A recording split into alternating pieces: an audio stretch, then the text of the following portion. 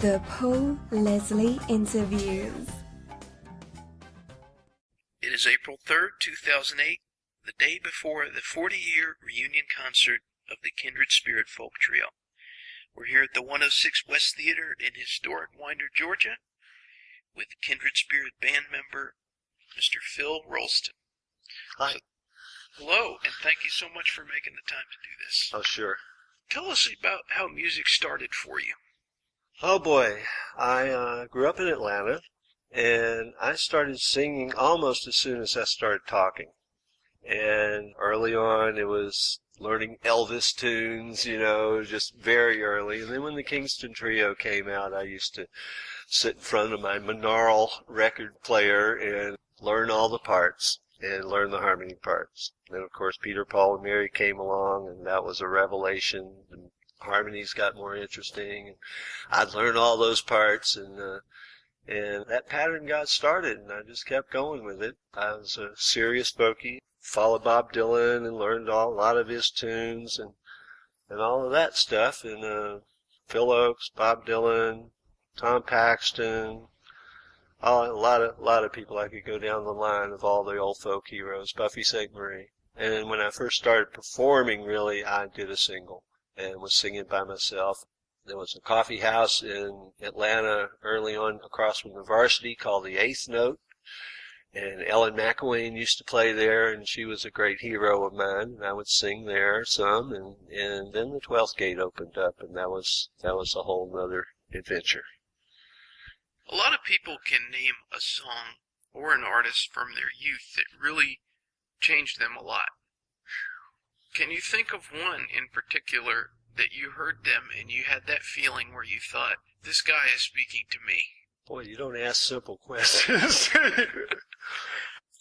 I think it had to be Bob Dylan's songs. Maybe the first one was probably Blowing in the Wind, actually. Yeah. That's probably the milestone when it really got topical. When it really got related to war and the civil rights and the topical kind of stuff that was going down, and started thinking seriously. So tell us about the Kingston Trio. How did you meet the other two members, Miss Debra Mccall and Mr. Thom Tollerson? You mean the Kindred Spirit? The Kindred Spirit. That's yeah. Okay. What did I say? The Kingston Trio. That's cool. Yeah. There's a minister named Bruce Donnelly. He was a Methodist minister at Grace Methodist Church on Ponce de Leon. And Bruce was like one of two or three ministers there. And this was right when the whole hippie-type movement was happening in the throes of the Vietnam War and civil rights. I guess it was 1967, maybe.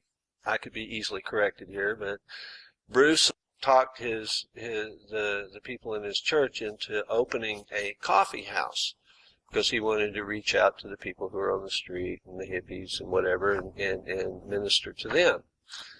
So about 3 or 4 houses down Charles Allen Drive from behind the Grace Methodist Church, the church actually owned this house, and Bruce started a coffee house there.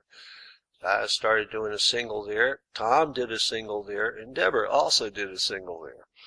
And Thom and I met in the green room there at the 12th Gate, where you prepare to tune your guitars and get ready to go on stage. So I forget who I think Georgia introduced us, a good friend of ours, and we jumped in and started singing "Feelin' Groovy" there in the green room, and note for note, the harmonies were just dynamite. And Thom was a great guitar player, and even then, that's where we first connected. And then Thom and I started doing a duo. Played for a while and wanted to expand into harmonies. Thom's a wonderful arranger, a choral arranger now, and he's just got this wonderful mind for harmonies. And so we wanted to get a little broader than just two people singing. We had a temporary time with two friends of ours, Chip Pinner and Virginia House, and that didn't last very long. And then and Deborah, all the while, Deborah was playing, and we started hearing her, and we asked Deborah to get in on it, and that was the beginning. What did you think of Debra Mccall when you first met her? Deborah was something. I guess I'm going to reveal a little something here. Deborah used to be. She was really young, number one. We were all really young. Deborah was 15. Wow. She would be so nervous before a show. She was so nervous and scared. And she would come off, and after playing, she would come back and be all scared and sometimes even a little teary, worrying, oh, did I do good enough? Did I do good enough? And we're all sitting there blown away by the stuff that she did. She has this pure, absolutely pure, beautiful voice. And so we just loved her.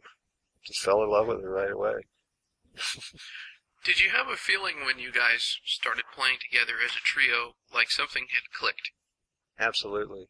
That's why the name Kindred Spirit. We were Kindred Spirits. Do you remember back then, and it's amazing you guys are playing after all these years again. I'm really excited about this concert. But do you remember back then thinking, we want to portray some kind of message? Because so much of that music from that time portrayed a message. No doubt about it.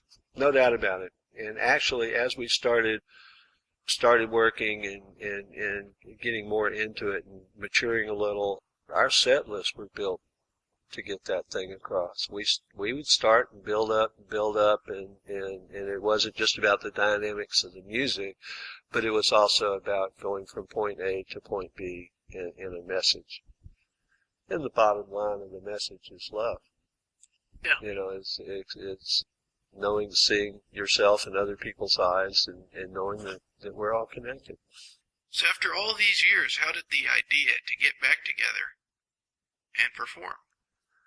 Well, we had this dear friend who was one of our greatest fans, Bob Pearl, and Bob found a tape that had been made in 1969 at the bottom of the barrel in Atlanta.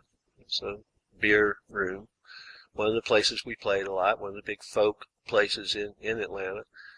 This tape was made with one microphone in a live room, not on stage, just catching all the noise in the room. And Bob found it and put it on his computer, tried to clean it up a little, and he did a good job, and burned a CD out of it, got in touch with us and sent each one of us a CD. And I'd been seeing Thom some. Deborah was all the way on the West Coast, so it wasn't as easy to get a hold of her, but Bob sent us that CD, then it was just amazing. We were going, God, this is really good. We really had very intricate, difficult harmonies in the process of getting back to this. That CD helped us a lot, but it's amazing how ingrained that is. It's the neural net in our brains. Just most of that stuff's there still. It wasn't that hard to go into it. It was like this warm, comfortable, familiar place again. That's how I got started. It really getting those CDs. We all just started jonesing to sing again and be together again. It sort of led from that. I can't wait to see it, the concert tomorrow night, but I was listening actually to this very concert footage you were just talking about last night, and we're going to be broadcasting it for all you people out there. Can you remember any song in particular that you thought, after listening to it after all these years, you thought, wow, this really sounds good? Oh boy. Yeah, a lot of them. Sisters of Mercy is a wonderful song, Leonard Cohen's song. That was a really interesting arrangement that we did with it. Thom sort of did a Baroque thing with it, and the harmonies were really, really good. That was a wonderful one. And actually, there's a song that we did that wasn't even on that CD. There's a Buffy St. Marie song that is we actually just finished rehearsing it. That is just amazing. The interesting thing about our stuff is that the melody doesn't stay with one person throughout a whole song. Sometimes that melody changes in the middle of a verse. Sometimes it'll even change in a line. And it's really amazing. They were very, very difficult harmonies. And the first time we all got back together to start rehearsing, we were just sitting there working really hard. And we got through in the first day, and Deborah and I looked at each other and going, God, this stuff is really hard, but it's so incredible to work hard on this stuff before. Deborah, as you know, Deb sang with Buffett for a long time, toured with them and everything, and she'll probably corroborate this, that of all the music that any of us have done, Nothing was as hard. We never worked as hard on any music that we've ever done as the music that we do together. It's the passion. It's a passion, and it's magic. Sometimes they're lucky. A combination of people and voices and hearts work together, and that certainly is the case with us.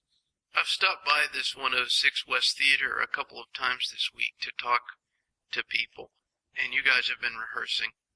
And after all these years, what's it been like to be seeing each other on a daily basis and putting this show together? I know that this is going to be just a heartfelt concert. I know it. It's going to be great. What's it been like this week? It's been amazing. I mean, with that song I was just talking about, I started crying in the middle of the song. I turned into an old wuss here. It really touches our hearts. It's a blessing. It's a real blessing. I love them a lot, and I love the music, and thank God we can do it. I have one final question. The wonderful thing about this broadcast is it's going to go out all over the world. So my last question to you, what would you like to say to the world? I would have to steal a line of Barack Obama's. I got to get that in.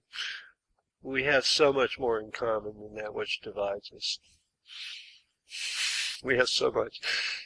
And if we just pay attention to that, find those places, the things that we have in common, those basic things, we can overcome any of the stuff that divides us.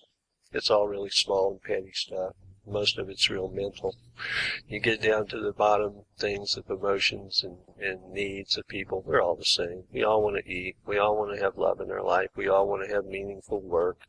It's the same whether you're in Iran or China or wherever. It's the same. Everybody wants their kids to be okay and happy and fed and sheltered. It's the same thing. There's only one of us. Sir, it's been a pleasure speaking with you. Thank you so much for making the time to do this interview. Thanks so much, Paul.